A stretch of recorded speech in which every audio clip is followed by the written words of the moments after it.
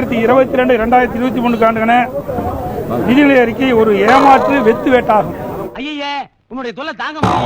சுமார் 1,01,20,000 கோடி கடன் வாங்குவதாக அறிவித்திருக்கின்றார். இதுக்கெல்லாம் யார் காரணம் தெரியுமா? அரசு தொடர்ந்து ஆட்சியில் இருந்த பொழுதும் சரி 4.8 லட்சம் கோடி தான் கடன் இருக்குது. ஒரு மனுஷன் போய் பேசலாம், ஆனா ஏக்கர் கணக்கில் எல்லாம் பேசக்கூடாது. அது எப்படா நெஞ்சில கொஞ்சம் கூட ஈரம் இல்லாம இவ்வளவு பெரிய பொய்ய சொல்ற? 48வது வாக்குச்சாவடி என்று கருதுகிறேன். 49 உனக்கு வாக்குல சனி பம்பு இழுத்து அடி வாங்குற நேரம். நீ சும்மா இருந்தாலும் உன் வாய் சும்மா இருக்காது, உன் வாய் சும்மா இருந்தாலும் நீ சும்மா இருக்க மாட்ட. நீயும் வாயும் சும்மா இருந்தாலும் இந்த ஊர் உன்னை சும்மா விடாது. உடம்ப பத்திரமா பாத்துக்க.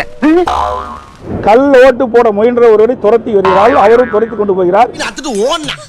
விடுவனா உன் மாமே நின்ற இடத்துல இருந்து 2 ஜம்பளம் அப்படியே போய் அவன் நெஞ்சு சட்டை பிடிச்சு முட்டுனே பாத்துக்க. ஒரு முட்டு சக்குன்னு விளையிட்டா பின்னால போஸ்ட் மரா முட்டுல ஓபன் ஆயிடுச்சு. எல்லா தொலைக்காட்சியிலும் காமிச்சிருக்கிறீங்க. நான் ஜெயக்குமார் பிடித்து முறையாக கொடுத்திருக்கின்றார். எங்கயா 2 பேரும் எங்கடா எஸ்கேப்பா? ஆஹா திருப்பிட்டாங்களே. அண்ணா திராவிட முன்னேற்ற கட்சி சேர்ந்த நிர்வாகிகளும் தொண்டர்களும் முன்னாள் அமைச்சர்களும் முழுமையாக கட்சி பணியில் ஈடுபட முடியாத ஒரு சூழ்நிலை ஏற்படுத்துவதற்கு தான் நிறைய நடக்குது. இப்ப நீங்க இருக்கிற நிலைமைக்கு இது ஒரு யுக்தி போல் இருக்குது.